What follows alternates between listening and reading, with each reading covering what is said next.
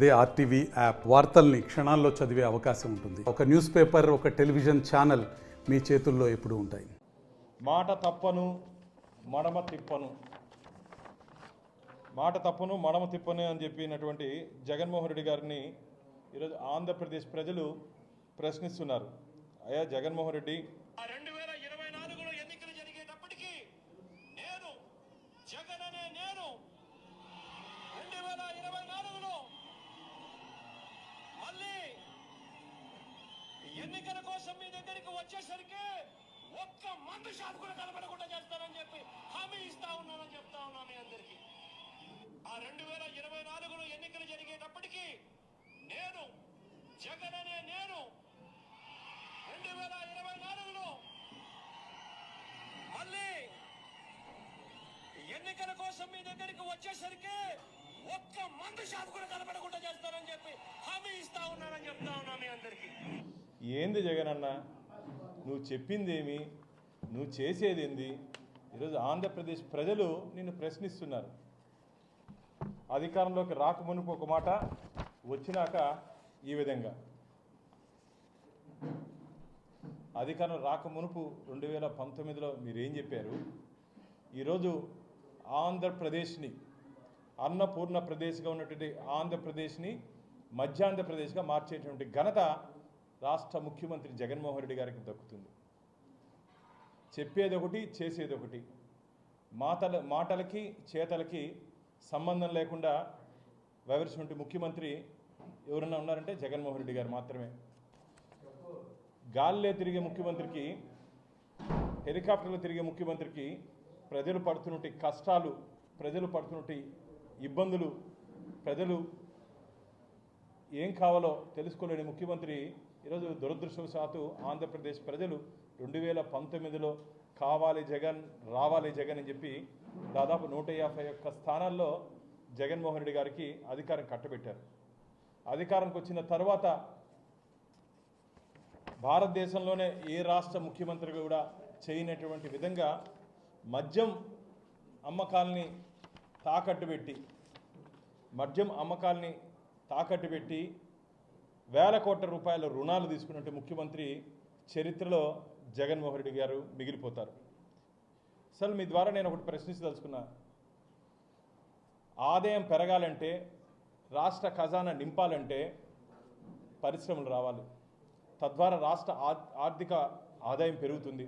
తద్వారా యువతకి ఉపాధి అవకాశాలు వచ్చే అవకాశం ఉంది. మీరు వచ్చిన తర్వాత ఈ 5 సంవత్సరాల కాలంలో మీరు మీ మంది మార్బలం డిస్టిలరీస్ పెట్టుకున్నారా తప్ప ఆంధ్రప్రదేశ్ రాష్ట్రానికి, ఆంధ్రప్రదేశ్ ప్రజలకి ఏమి చేశారు జగన్మోహన్ రెడ్డి గారు? శాంతి భద్రతలు సరిగ్గా లేని కారణంగా మిత్రులారా, ఏ రాష్ట్రంలో అయినా సరే పెట్టుబడులు పెట్టాలంటే శాంతి భద్రతలు బాగుండాలి, లా అండ్ ఆర్డర్ బాగుండాలి. శాంతి భద్రతలు సరిగ్గా లేని కారణంగా కమిషన్లకు భయపడి, మీ అధికార పార్టీ నాయకులు కమిషన్లకు భయపడి పారిశ్రామికవేత్తలు ఆంధ్రప్రదేశ్లో పెట్టుబడులు పెట్టలేదు. ఎక్కడికి వెళ్ళినా సరే, ఉదాహరణకి మా తిరుపతి అసెంబ్లీతో పాటు పక్కన ఉన్నటువంటి ప్రాంతాల్లో ఏమైనా పెట్టుబడిదారులు వస్తే, నేనైతే నా అసెంబ్లీలో ఉన్నటువంటి నా జిల్లాలో ఉంటే యువతకి ఉద్యోగ అవకాశాలు ఏంటి నేను అడుగుతా. కానీ అధికార పార్టీ నాయకులు నాకెంత నవ్విపోతారు. 1000 కోట్లతో ఒక పారిశ్రామికవేత్త వస్తే 10% అడిగారు. అంటే దాదాపు 100 కోట్ల రూపాయలు వాడి పెట్టి ఆ 100 కోట్లు సంపాదించాలంటే 10 ఏళ్ళు పడుతుంది. ఈ దెబ్బకి భయపడి పారిశ్రామికవేత్తలందరూ పారిపోయారు. ఇది జగన్మోహన్ రెడ్డి గారి పనితీరు ఆంధ్రప్రదేశ్ రాష్ట్రంలో. ఈరోజు దాదాపు 1,00,000 కోట్లు మద్యం విక్రయాల ద్వారా ఆంధ్రప్రదేశ్ రాష్ట్రంలో జరిగింది. అసలు డిస్టిలరీస్ కెపాసిటీ ఎంత? ఆంధ్రప్రదేశ్లో డిస్టిలరీస్ కెపాసిటీ, మ్యానుఫ్యాక్చరింగ్ కెపాసిటీ ఎంత? అది ఎన్ని రోజులు? దానికి పీరియడ్ ఉంటుంది. ఏ డిస్టిలరీస్లో అయినా సరే పీరియడ్ ఉంటుంది. ఆ పీరియడ్, ప్రిపరేషన్ పీరియడ్ ఎన్ని రోజులు ఉండాలి? మీ డబ్బు అవసరాల కోసం స్వార్థంతో ఈరోజు ఆ మద్యం సేవించిన కారణంగా లక్షలాది మంది ఆంధ్రప్రదేశ్లో ఉన్నటువంటి ప్రజలు ఈ బ్రాండ్ తాగినందుకు, జగన్ బ్రాండ్ తాగినందుకు లక్షలాది మంది తమ ఆరోగ్యాన్ని పోగొట్టుకున్నారు. అంటే మేమేమో మద్యాన్ని ప్రోత్సహించట్లే, మద్యం తాగండి అని చెప్పట్లే.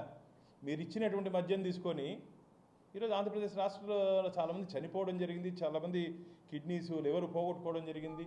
ఏంది జగన్మోహన్ రెడ్డి గారు? మద్యంలో కల్తీ, అన్నిట్లో కల్తీ, దేంట్లో కల్తీ లేదు చెప్పండి. ఈరోజు ఎన్నికల్లో కూడా, రాబో ఎన్నికల్లో కూడా కరెన్సీ నోట్లు దొంగ ఓట్లు, కరెన్సీ నోట్లు దొంగ ఓట్లతో ఆంధ్రప్రదేశ్లో తిరిగి గెలవాలని చెప్పి జగన్మోహన్ రెడ్డి గారు ప్లాన్ చేశారు.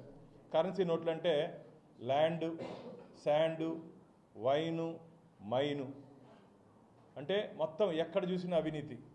నేను మొత్తం భారతదేశం అంతా తిరుగుతుంటా, ఏ రాష్ట్రంలో కూడా ఇంత అధ్వానమైనటువంటి పరిపాలన లేదు, ఇంత అధ్వానమైనటువంటి ముఖ్యమంత్రి లేదు, ఇంత అధ్వానమైనటువంటి మంత్రులు లేరు, ఇంత అధ్వానమైనటువంటి శాసనసభ్యులు కానీ పార్లమెంట్ సభ్యులు కానీ లేరు. ఏ రోజైనా సరే ఈ 151 మంది ఎమ్మెల్యేల్లో ఎంతమందికి మీరు అపాయింట్మెంట్ ఇచ్చారు? మీ క్యాబినెట్ మంత్రులకి ఎంతమంది మిమ్మల్ని వ్యక్తిగతంగా కలిసి ఆ జిల్లా సమస్యల మీద కానీ ప్రజల సమస్యల మీద కానీ కలిశారు? ఎంతసేపు తాడేపల్లి ప్యాలెస్లో కూర్చొని సెకండ్స్ థర్డ్స్ తీసుకొని వచ్చి మద్యం షాపులో పెట్టి వేల కోట్ల రూపాయలు ఆ డబ్బునే ఈరోజు కొంతతో ఎన్నికల్లో ఖర్చు పెట్టే ప్రయత్నం చేస్తున్నారు. కొన్ని వేల కోట్ల రూపాయలు ఈరోజు మద్యంలో అవినీతి జరిగింది, కొన్ని వేల కోట్ల రూపాయలు అధికార పార్టీ నాయకులకి జోబులోకి వెళ్ళింది. వీటినన్నింటినీ కక్కిస్తాం. ఏ విధంగా కేజ్రీవాల్ గారు, కవిత గారు ఏ విధంగా ఈరోజు స్కాములు చేసి జైల్లో ఉన్నారో, లిక్కర్ స్కామ్లో వేలు పెట్టి ఆదాయం పొంది ఏ విధంగా జైల్లో ఉన్నారో, ఆంధ్రప్రదేశ్లో జరిగినటువంటి ఈ లిక్కర్ మాఫియాలో ఉన్నటువంటి అందరూ దీనికి సూత్రధారులు, పాత్రధారులు, లబ్ధిదారులు. దీంట్లో 3 ఉంటాయి. ప్లానింగ్ ఒకటి ఉంటుంది, ఇన్వెస్ట్మెంట్ ఒకటి ఉంటుంది, షేర్ ఒకటి ఉంటుంది. షేర్ తీసుకునే వాళ్ళు, ఇన్వెస్ట్మెంట్ పెట్టిన వాళ్ళు, దీంట్లో ప్రజల ఆరోగ్యంతో ఆడుకున్న వాళ్ళు, అందరినీ ఎవరిని వదిలిపెట్టే ప్రసక్తే లేదు మిత్రులారా. ఖచ్చితంగా చెప్తున్నాం. ఈరోజు ఆంధ్రప్రదేశ్ అంటే ఒకప్పుడు అన్నపూర్ణ ప్రదేశం ఉండేది. ఎంత బాధేస్తుందంటే ఈ 5 సంవత్సరాల కాలంలో జగన్మోహన్ రెడ్డి గారు ఏ రోజైతే ప్రజావేదికని విధ్వంసంతో మొదలుపెట్టాడో మిత్రులారా, విధ్వంసంతో తన పరిపాలన మొదలుపెట్టాడో, ఆంధ్రప్రదేశ్ రాష్ట్రం పూర్తిగా ఈరోజు అంధకార ప్రదేశ్గా మారిపోయింది. ఈ 5 ఏళ్ల కాలంలో ఏం చేశాడండి? ఏ ముఖం పెట్టుకొని నువ్వు ఓట్లు అడుగుతున్నావు? ఆంధ్రప్రదేశ్ని అవినీతి ప్రదేశ్గా మార్చినందుక, ఆంధ్రప్రదేశ్ని అరాచక ప్రదేశ్గా మార్చినందుక, ఆంధ్రప్రదేశ్ని అప్పుల ప్రదేశ్గా మార్చినందుక, ఆంధ్రప్రదేశ్కి గంజాయి ప్రదేశ్గా మార్చినందుక, ఆంధ్రప్రదేశ్ని మధ్యాంధ్రప్రదేశ్గా మార్చినందుక ఏ ముఖంతో నువ్వు ఓటు అడుగుతున్నావు జగన్మోహన్ రెడ్డి? నీకు ఓటు అడిగే అర్హత కూడా కోల్పోయారు. ఈరోజు జగన్మోహన్ రెడ్డి గారు ఓటు అడిగే అర్హత కూడా కోల్పోయారని చెప్పి భారతీయ జనతా పార్టీ భావిస్తోంది.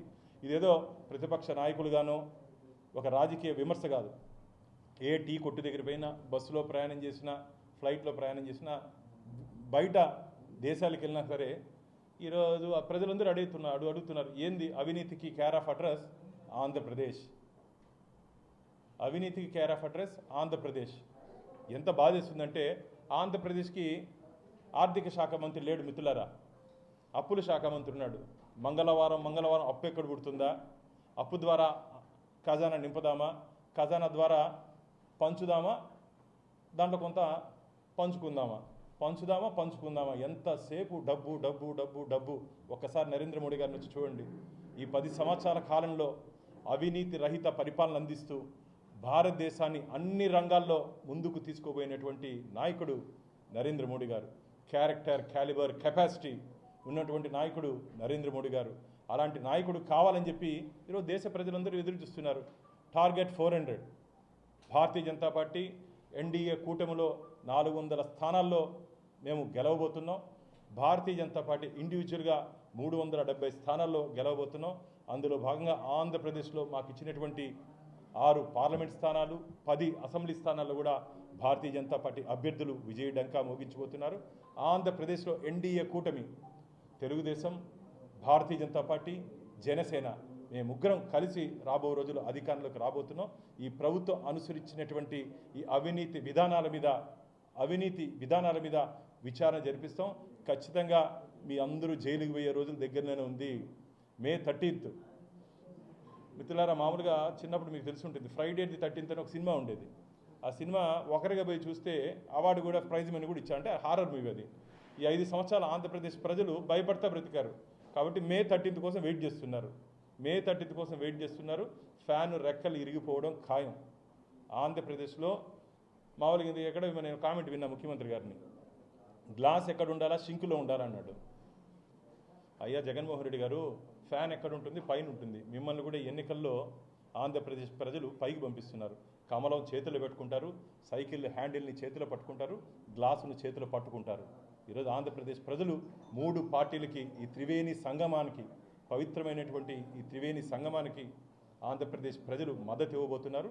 ఖచ్చితంగా రాబో రోజుల్లో ఎన్డీఏ కూటమి ఆంధ్రప్రదేశ్లో మేము అధికారంలోకి రాబోతున్నాం. కాబట్టి మీరు ఈ లిక్కర్ కేసులో మీరు చేసినటువంటి అన్ని కార్యక్రమాల మీద విచారణ జరిపిస్తామని చెప్పి ఈ సందర్భంగా తెలియజేసుకుంటున్నాం మిత్రులారా. Thank you.